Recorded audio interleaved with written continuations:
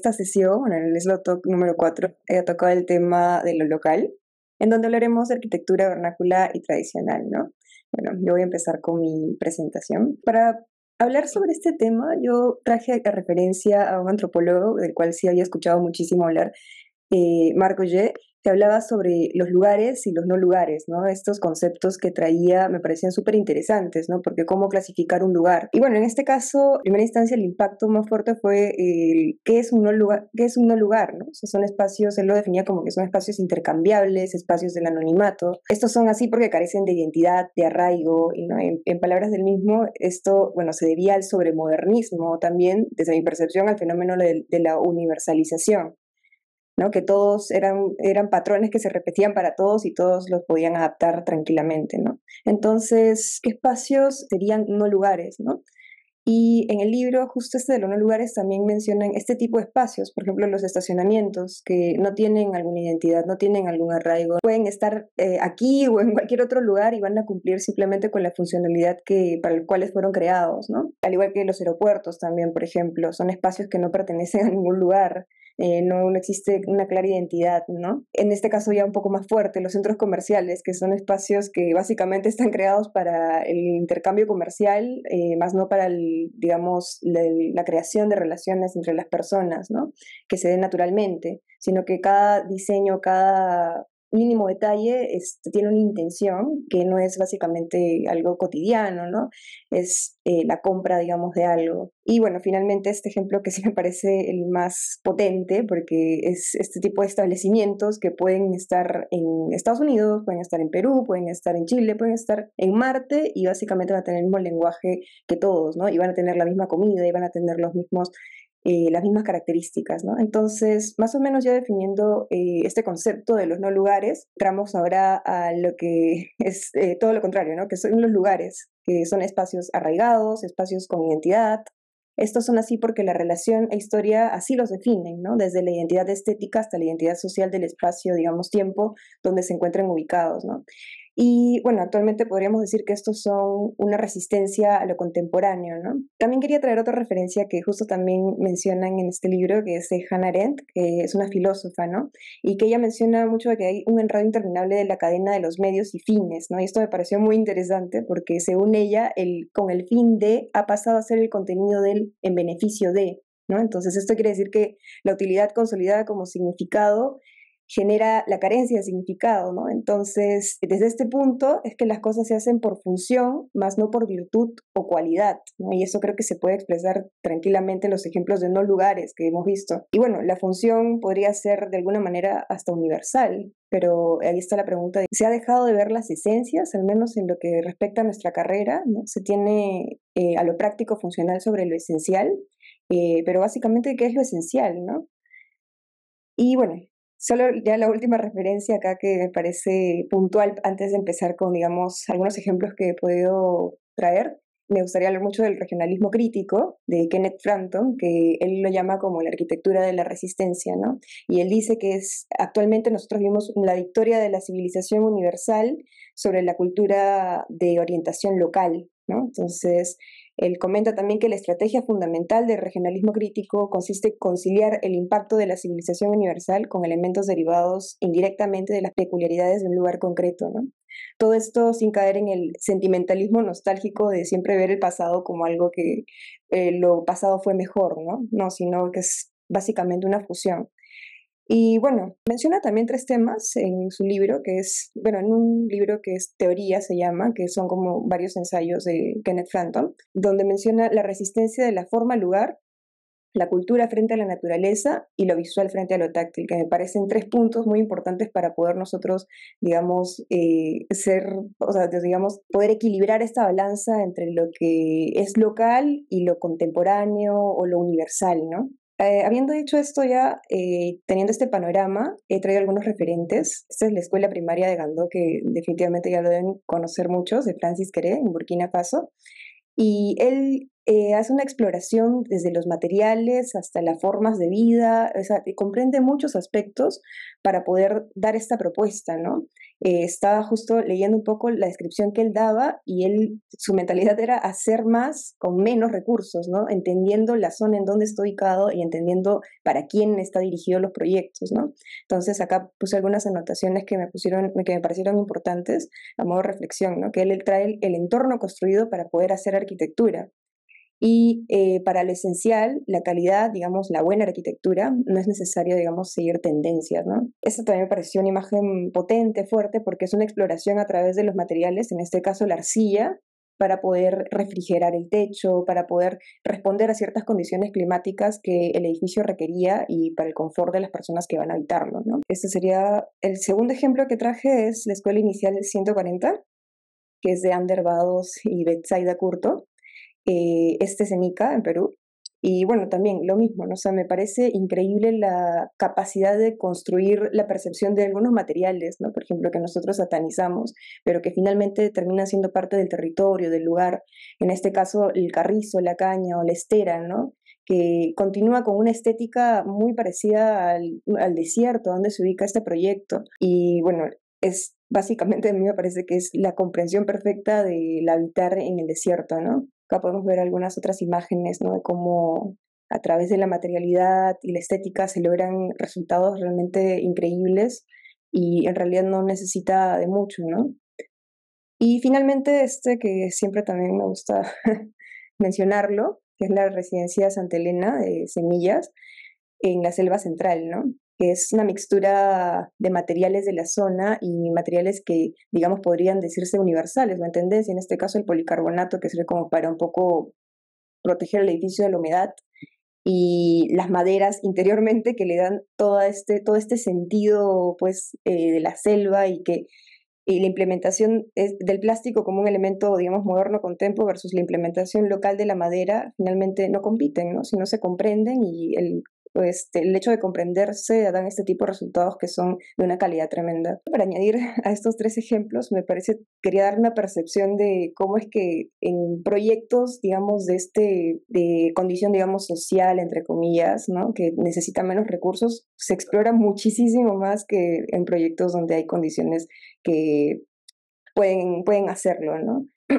Y finalmente, solo para cerrar esto, la conclusión de todo esto a la que yo llegué es el hecho de sobrevivir, que, bueno, desde mi perspectiva, para ingresar dignamente a lo contemporáneo y no renunciar al sentido local, interpretado personalmente por mí como el lugar, las costumbres, las formas de habitar, las formas de vivir, el reconocimiento del territorio, el paisaje y la comunidad, debemos aceptar e integrar deliberadamente lo racional, lo tecnológico, las nuevas técnicas y el sentido político, ¿no?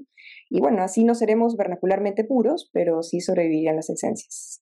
Y bueno, eso es todo. Continuando con el Slow Talk, hablando de lo local, como dice el nombre, yo pensé en donde vivo, que es Perú, y me puse a indagar e investigar cuál es el material más usado en Perú desde hace mucho tiempo, ¿no? Entonces, lo que encontré y ya sabía también es que son las construcciones con adobe, que son construcciones que tenemos en ciudades prehispánicas, ¿no? Muchas de estas que han perdurado el tiempo y actualmente podemos ir a visitarlas, como Chan Chan, también como Caral y también como el complejo de Pachacamac. Acá una foto un poco de Caral, que es hecho con piedra y barro y adobe. Entonces Chan Chan. Y luego esta última, que es una que hace poco han encontrado, una ciudadela que dicen que es hasta más antigua que Caral, que es 5.000 años antes de Cristo. Y bueno, citando, en los morteros vemos de alguna forma un antecedente para lo que después será Caral, con estos edificios fabulosos y enormes para la antigüedad que tienen. Entonces es bastante interesante y llamativo cómo el ciudadano peruano antiguo era tan respetuoso con el ambiente y cómo eh, interactuaba con el material que tenía en la zona, ¿no? Porque, bueno, estos ejemplos son de costa, pero no solamente en la costa se ha usado el adobe. se ha usado en diferentes partes del Perú, ¿no? Y ha sido el material preferido de construcción para casi todas las civilizaciones que han dominado el antiguo Perú. El uso del material se ha visto en varias partes del Perú, como decía, se ha prolongado a lo largo de nuestra historia y fundamentalmente porque es de fácil acceso. Una persona sola construye su casa de adobe, ¿no? Hace los bloques de adobe, que solamente es más que nada barro y paja, y pueden construir. Entonces, esto permitió crear ambientes con propiedades ambientales favorables también, ¿no? Que lo más importante del adobe es la mitigación del ruido y la intensa temperatura externa, ¿no? Que ayuda a controlar eso. Con esto quiero mostrar este ejemplo, que es una casa en México, que es la casa taller Plúmula, que es hecho por el Espacio 18 Arquitectura, donde inicialmente tenían esta casa, que era una casa hecha de adobe, un muro de adobe, de un solo piso. Citando al estudio, ellos dicen: la plúmula es el proceso inicial de las plantas, una miniatura verde de la cual se origina el tallo, las hojas, las flores. El proyecto es un taller, una casa, un lugar de encuentro, un refugio y el lugar de un árbol de flamboyán. Este es el árbol. Era uno de los requerimientos principales, que el árbol sea el protagonista y que el muro de adobe que ahí se ve se quede. Esta casa es para una artista plástica, entonces solamente pidió eso, ¿no? Que se quede el árbol y el muro de adobe. Entonces lo que ellos hicieron fue valorar estas propiedades que tiene el adobe y no destruirlo, sino usar materiales que conversen con este material, ¿no? Entonces ellos hicieron una estructura ligera de acero para reforzar esta construcción y de alguna manera ampliar los espacios y crear ventanales corredizos para que de alguna manera pierdan esa relación de interior y exterior, ¿no? Sino que sea un todo con todo el proyecto. Acá se ve que el flamboyán es el protagonista y que todas las visuales se centran en este, ¿no? También podemos ver eh, acá más detalle todos los materiales que ellos han priorizado, que han sido el acero, el adobe, la madera de pino y el ladrillo rojo, ¿no? Que siguen una paleta de colores de los materiales naturales sin alterarlos para, para que generen más, estos espacios más cálidos y con cierta monocromática se amplíe el interior visualmente. Aparte son materiales con conocimiento de la mano de obra local y accesibles por el presupuesto, como también comentaba anteriormente. Acá se puede ver como un poco el antes y el después de la casa, ¿no? Que cómo es que mantuvieron esa esencia del muro de adobe y construyeron un piso más con la misma estética, ¿no? Este es un ejemplo de México, no es de Perú. Lo puse como ejemplo porque no he visto que en Perú hagan este tipo de cosas, ¿no? En vez de construir sobre estructuras ya de adobe, las destruyen y empiezan a hacer otro tipo de proyectos, como hablamos en el Hello Talk 2 del material. Entonces prefieren como una casa de material noble que valorar lo que ya tienen y construir sobre eso, ¿no? Entonces creo que eso es bastante importante. Como conclusión, la construcción en adobe entrelaza la tradición con la modernidad, porque el uso de estos materiales naturales no solo preserva el patrimonio que ya tenemos, sino que también promueve un estilo de vida más consciente del espacio que habitamos. Con su capacidad de regular la temperatura y su bajo impacto ambiental, el adobe se posiciona como una alternativa viable en la arquitectura contemporánea, ofreciendo este confort y conexión con el entorno. Continuando con el Slow Talk, empecé a pensar en este tema de lo local desde un punto de vista de las variables que definen que algo sea local o concebido para el lugar, ¿no? Bajo mi interpretación. Entonces, algunas de estas eran que sea un costo eficiente, que responda adecuadamente al clima específico del lugar donde se ubica.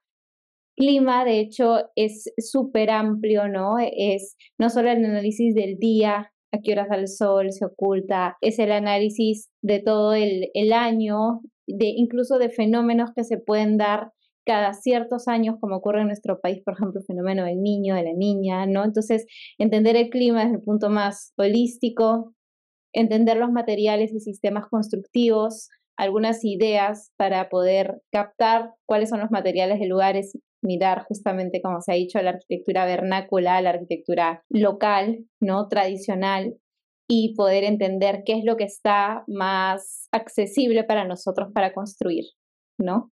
También me parece importante la idea de comunidad y de reforzar esta idea de integrar a las personas que pueden ser los clientes a veces o los usuarios finales en el proceso de construcción de un edificio, ¿no? Y por último, tener en cuenta todos los recursos locales con los que contamos, ¿no? Entonces, bueno, igual que Xiomara, tenía el ejemplo de la escuela primaria de Gando, también de Francis Queré, y quería analizarlo también desde estas mismas estrategias que mencioné anteriormente, ¿no? Entonces, bueno, él concibe esta escuela como un edificio que responde de una manera totalmente directa a sus condiciones medioambientales, ¿no? Entonces, una zona de alto calor y radiación solar, piensa en este edificio como un paraguas donde está el techo superior que rebasa todos los límites, ¿no? Y es el que protege a modo de nuevo, de paraguas o de parasol, ¿no? Toda la edificación de abajo. Decidió ponerle calamina porque es un material muy utilizado y muy barato, ¿no? Entonces, esa fue la cubierta principal, ¿no? Pero la calamina tenía el aspecto negativo de que capta también bastante la radiación solar. Entonces, ya un poco hablando del basamento, digamos, medio, ¿no? Está todo hecho de ladrillo. Consiguió que la comunidad lo ayude construyendo estos ladrillos, ¿no? Lo bueno del ladrillo es que se puede hacer de una manera artesanal relativamente fácil sin tener demasiados conocimientos técnicos, ¿no? Y de nuevo utilizó este ladrillo como un falso cielo, ¿no? Entonces, como un falso cielo que se ubica entre el techo y las aulas, ¿no? Aquí se puede ver. Entonces, también una idea que rescato de este proyecto es pensar en la utilización de los materiales de maneras no convencionales, ¿no? Todos tenemos una idea preestablecida de lo que es un falso cielo y tenemos una idea preestablecida de lo que hace el ladrillo o cómo se pone el ladrillo. Y bueno, es una invitación también a cuestionarnos estas preconcepciones, ¿no? Bueno, la primera etapa de la escuela, donde tiene 3 aulas, todas tienen ventilación cruzada, ¿no? Se logra bastante confort ambiental también por las estrategias que hemos mencionado anteriormente, ¿no? Entonces, bueno, esta es una imagen desde el interior y una imagen del espacio siendo usado. Anexo a este bloque de aulas está la biblioteca. También vimos una imagen en la presentación anterior de Xiomara, que era justamente este volumen elíptico intermedio, ¿no? Y parece que no encontré ninguna foto, no sé si aún no se ha construido o estaba en construcción como pórtico exterior, que a su vez va a estar todo recubierto de troncos, ¿no? Y que va a dar un lugar de sombra también para la lectura. Entonces es un edificio como con una doble piel, algo que puede sonar un poquito sofisticado, pero hecho de una manera bastante local y con materiales que son fáciles de conseguir localmente, ¿no? Y bueno, de nuevo, ¿no? Estos jarrones hicieron partícipes a la comunidad para su recolección, corte, trabajo, ¿no? Entonces, de nuevo ahí la idea de comunidad. Entonces, para concluir, casi como una receta, y esto me hizo pensar también un poco en como cuando uno hace una preparación, ¿no? Necesitas primero analizar las preexistencias, con qué es lo que cuento, qué tengo disponible, pueden ser preexistencias físicas, existe un edificio, como mencionaba Camila, preexistente, existe ya un árbol, existen condiciones sociales alrededor del espacio donde voy a intervenir, ¿no? Entonces eso creo que es para mí lo primero. En un segundo punto, analizar el clima, y como vimos el clima a fondo, ¿no? El clima del año y de cada 10 años quizás, ¿no? En el clima a veces es importante también incluso tener en cuenta cosas que no necesariamente vemos o vemos todo el tiempo, como el viento, ¿no? Sabemos que es bien relevante, por ejemplo, en la costa o en el norte de nuestro país. Después, analizar todos los insumos o recursos disponibles, digamos, como los ingredientes que tenemos a la mano. Tenemos mano de obra para ladrillo, tenemos tierra para el adobe, ¿no? Y por último, el estudio del uso de esos materiales y sistemas de maneras no tradicionales, ¿no? Entonces, para mí este cuarto punto es fundamental, ¿no? No solo es trabajar con los materiales que tenemos disponibles y todas las condiciones que tenemos disponibles de esa manera, eso ya de por sí me parece como un súper buen logro, pero siento que ir un paso más allá es estudiar estos materiales y sistemas utilizados de maneras no tradicionales a nuestro favor, como hace, por ejemplo, Francis Quere con el falso cielo, ¿no? Entonces, bueno, para terminar con una frase de él, dice, no porque cuentes con pocos recursos debes aceptar la mediocridad, ¿no? A veces un poco nos conformamos con proyectos de bajo presupuesto y decir, bueno, esto salió así porque tenía un bajo presupuesto y tenemos muchos ejemplos en Perú y en el mundo donde se pueden lograr cosas interesantes, pero sí requiere un nivel extra de creatividad e ingenio, ¿no? Por parte de los arquitectos. Bueno, yo creo que las veces anteriores de Eslo Talks me había tomado los títulos de una manera como más literal y esta vez decidí cambiarlo a hacerme una pregunta utilizando el tema del Eslo Talk, ¿no? Entonces me hice esta pregunta, ¿tiene sentido hablar de lo local en un mundo cada vez más global, ¿no? Dos cosas que son aparentemente contradictorias. Cuando pienso en este mundo global, ¿no? Me parecía interesante pensar cómo en distintos momentos de la historia se ha pensado, siempre se ha idealizado, ¿no? Cómo sería el futuro o las ciudades del futuro, ¿no? Entonces, bueno, en este caso es una imagen del futurismo italiano, de Mario Chiatone, en donde, claro, a lo Antonio Santeglia, ¿no? O sea, existía esta visión de qué cosa es lo que podían ser las ciudades del futuro, ¿no? Y esto me hacía pensar en qué cosa es, cuál va a ser el futuro de este planeta, ¿no? Si realmente regresaremos a cierta identidad o ciertas cualidades, ¿no? Un poco más locales, dependiendo en qué lugar del mundo se encuentra, o si finalmente terminaremos llegando a un tipo de expresión arquitectónica que casi sin importar en qué lugar del mundo te encuentras, te da un resultado similar. Entonces, quería comenzar con este momento de una realidad arquitectónica no muy lejana al presente.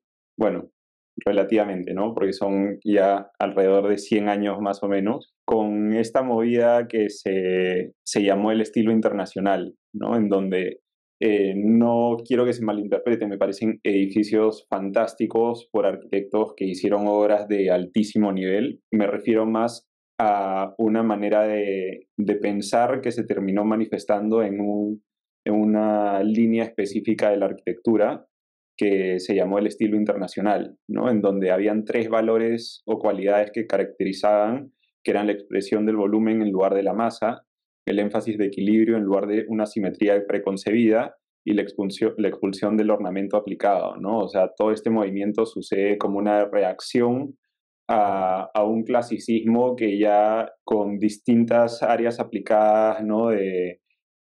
Con la revolución industrial y distintas situaciones que se iban dando en fines del siglo XIX hacia el XX, claro, tenía sentido que la arquitectura también dé un salto interesante o importante o con alguna mirada, ¿no?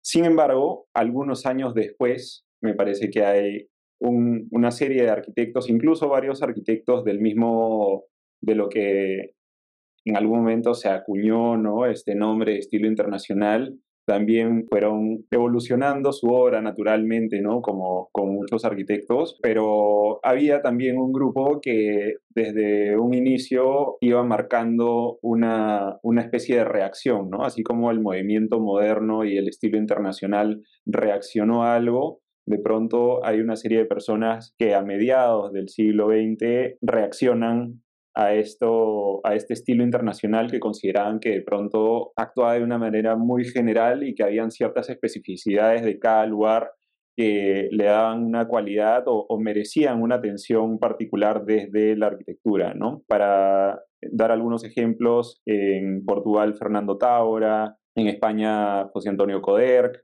que en este caso presentó la Casa Ugalde con Manuel Valls, bueno, ya alrededor de los años 60, Kinohara, ¿no? Con estas interpretaciones de la vivienda tradicional japonesa y del habitar y de las maneras de habitar, ¿no? E incluso acá en Perú, ¿no? Cuando Cron llega y en el caso de este edificio en la calle Roma, termina siendo estas dos ventanas con estas celosías, terminan siendo como una especie de interpretación del balcón limeño, ¿no? O Alvar Aalto en Zainat Salo, ¿no? En donde aparece esta corriente que sí, tenía muchos aspectos del movimiento moderno, pero también arraigados al lugar específico en donde estaban ubicadas, ¿no? O ya, bueno, varios años después, Doshi, ¿no? Que trabaja muchos años con Le Corbusier, que está en la diapositiva anterior del estilo internacional. Sin embargo, Doshi adapta esta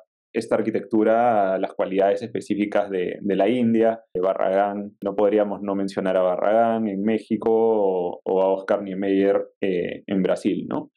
Entonces, bueno, igual que mencionaba Xiomara anteriormente, ¿no? Surgió este término llamado regionalismo crítico, donde Kenneth Frampton menciona que hay una forma diferente de la arquitectura supera el modernismo sin volver al lenguaje arquitectónico del pasado. Creo que es fundamental la palabra crítico después de regionalismo, ya que presenta esta postura en donde justamente no nos quedamos con esta visión romántica o sentimental del pasado, sino que hay una reacción intencional bajo una mirada del presente o quizás incluso también del futuro, ¿no? Entonces, por citar en uno de sus ensayos, que este regionalismo crítico implica necesariamente una relación dialéctica más directa con la naturaleza, que le permiten las tradiciones formales más abstractas de la arquitectura moderna de vanguardia, ¿no? Promueve una sensibilidad táctil, haciendo hincapié en el valor experiencial del lugar. Justamente me parece que un lugar en donde se viene dando una movida bastante potente en esta dirección, ¿no? O que coincide con varios elementos de esta mirada de Frampton, es en México, ¿no? En donde muchos de los arquitectos contemporáneos mexicanos están revisitando sus arquitecturas, ¿no? Y trayendo varias de estas cosas al presente, ¿no? Con una serie de modificaciones, adaptaciones que hacen que, a pesar de que se tomen estas notas del pasado, no dejen de ser proyectos de arquitectura muy contemporánea, ¿no? En estas imágenes hay algunos proyectos del estudio Macías Peredo que creo que trabaja bastante bajo esta mirada o esta línea, ¿no? Este tema, en realidad, más que respuestas, me comenzó a generar muchas preguntas, ¿no? Y es por eso que decidí enfocar esta presentación a abrir una serie de posibilidades, diálogos y preguntas con miras a que eventualmente se puede profundizar más en el tema, pero pensaba, ¿por qué es relevante el equilibrio entre lo local y lo universal? ¿No? Y unos arquitectos que recientemente han ido ganando bastante terreno dentro del que hablar arquitectónico contemporáneo a nivel internacional es esta oficina llamada Barotsi Veiga, ¿no? En donde justamente ellos hablan de una especificidad, ¿no? Que representa una forma de escapar de lo genérico, que creemos que ha uniformado y estancado el pensamiento arquitectónico actual. Encontrar las características únicas en la arquitectura significa revivir la singularidad de las cosas, reencontrarse y preservar la diversidad y la cultura de cada lugar. Esta es la clave para unir lo que comienza como un enfoque autónomo, la idea abstracta detrás de un proyecto, con las contingencias y la realidad tangible de un lugar, ¿no? Creo que es importante que sí exista también cierto componente que ellos llaman autónomo, ¿no? Que es justamente esta abstracción o esta posibilidad de abstraer ciertas ideas y que encuentre justamente, me parece que esta palabra es clave, el equilibrio, ¿no? Entre lo local y lo universal, porque creo que tampoco sería bueno negar que en la realidad existe un mundo mucho más conectado, mucho más globalizado, ¿no? Entonces, me parece que para la actualidad podría funcionar bastante bien tratar de encontrar este equilibrio, ¿no? Y también otra de las preguntas que me comencé a hacer era si se puede ser contemporáneo desde la tradición, ¿no? Era interesante incluso el pensar qué significa ser contemporáneo.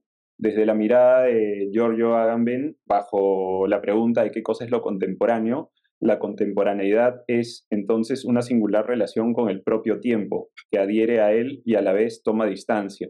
Más precisamente, es aquella relación con el tiempo que adhiere a él a través de un desfasaje y un anacronismo.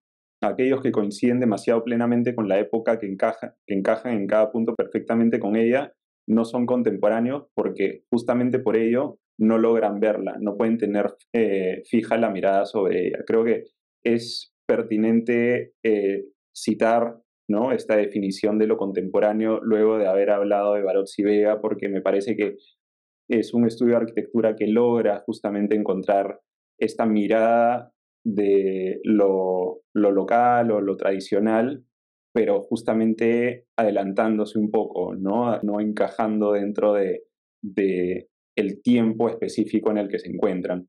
Y justamente hice el ensayo, ¿no?, de googlear arquitectura tradicional y ver qué cosa aparece, y luego buscar arquitectura contemporánea y ver qué cosas aparecen, ¿no? Y justamente qué cosa es lo que sucedería si fusionamos estas imágenes que encontramos en la parte superior e inferior de estas capturas de pantalla, o en todo caso si ese es el camino o si en realidad eso debería suceder, ¿no? Es una pregunta que creo que sería interesante ir resolviendo a través del quehacer arquitectónico. Y ya para ir terminando, comencé a buscar, ¿no?, algunos proyectos que quizás no conocía, siempre forzándome a encontrar algunos proyectos que de pronto tienen una relevancia o una postura que me parezca interesante, pero que no necesariamente es de los arquitectos que más hablamos en la escuela de arquitectura o que siempre escuchamos los nombres por ahí, ¿no? En este caso, leyendo una entrevista que le hacen a TEDA Architectes, aparece este nombre, Marcos Sanuso, justamente en relación a esta casa de vacaciones en Cerdeña, que creo que expresa bastante bien, ¿no?, a pesar de ser de 1962, este equilibrio, ¿no?, entre la tradición y lo contemporáneo, ¿no?, a pesar de que tiene ya alrededor de 60 años de antigüedad, ¿no? Y menciona, vivir aquí en el espíritu del lugar significa sobre todo refugiarse durante unas pocas horas del día y el resto al aire libre o protegido del viento que late con insistencia. Tomando como base el refugio y la protección, se elaboran estas dos pequeñas fortalezas primigenias, nada más que dos recintos de 15 por 15 metros de lado, dotadas con una cubierta y construidas con el único material omnipresente, el granito, ¿no? Un poco en la línea de lo que también comentaba Andrea y Camila, ¿no?, hace un momento, de los materiales que hay en el lugar, ¿no?, de trabajar con los recursos que existen, con las formas que existen, e incluso Sanuso, cuando cuenta cómo se construye esta casa, la construye una sola persona, un solo maestro local, ¿no?, de la isla, y por eso se demoró un montón de tiempo, más de no sé cuántos años en terminar de construirse, pero la casa adapta también su diseño a lo que la mano de obra local puede ejecutar, conoce o sabe, ¿no? Obviamente con ciertas variaciones o añadidos técnicos que quizás vendrían como parte de un aporte desde el arquitecto, pero la gran mayoría se realiza desde el conocimiento de las técnicas y tradiciones de construcción local. Y justamente como había partido de esta idea interesado en la arquitectura de TEDA, quise colocar una parte de esta entrevista que había leído en donde habla de, él tiene una serie en esta entrevista, ¿no?, una serie de reglas que le gusta seguir o preguntarse al momento de proyectar, y la segunda regla era: el proyecto debe surgir del lugar. Entendemos que el arquitecto no puede dar la misma respuesta o tener la misma fórmula para dos sitios diferentes. El lugar es lo que define el proyecto nace del lugar donde se asienta. Nosotros tenemos la necesidad de hacer las cosas como se han venido haciendo en cada sitio, leerlas y llevarlas un poco más allá. Nos sentimos y creemos que somos, sin otra posibilidad, parte de la tradición. Somos un pequeño granito dentro de esta historia, y a partir de este pequeño granito podemos seguir adelante. Esto forma parte de la etimología de tradición, tradere, que significa llevar las cosas más allá. Por ejemplo, el patio no es solo una geometría, no es solo un vacío. El patio es una máquina térmica, un sitio que controla las ventilaciones cruzadas, que hace de chimenea, pone en relación. Por tanto, ¿cómo podemos decir que no a eso? Está claro que no siempre puedes usar el patio, pero ves cómo se han hecho las cosas antes y aprendes. Y para terminar, acompañando estas otras dos imágenes de proyectos de TEDA, terminé con estas reflexiones personales que hablan cómo la globalización, la conectividad y rapidez con la que nos comunicamos el día de hoy han traído muchas ventajas. Sin embargo, con ello también llevó una ola de soluciones universales que en los últimos años se han manifestado en la arquitectura como edificios genéricos que podrían ubicarse en cualquier lugar del mundo. La interpretación y lectura crítica del lugar permite llegar a una arquitectura que sirve como un medio para evidenciar lo que ya existe. Esto permite mantener ciertos rasgos singulares que dan identidad a cada lugar. y es importante que esta visión venga desde una perspectiva contemporánea para evitar caer en una interpretación romántica o añoranza figurativa del pasado. Listo.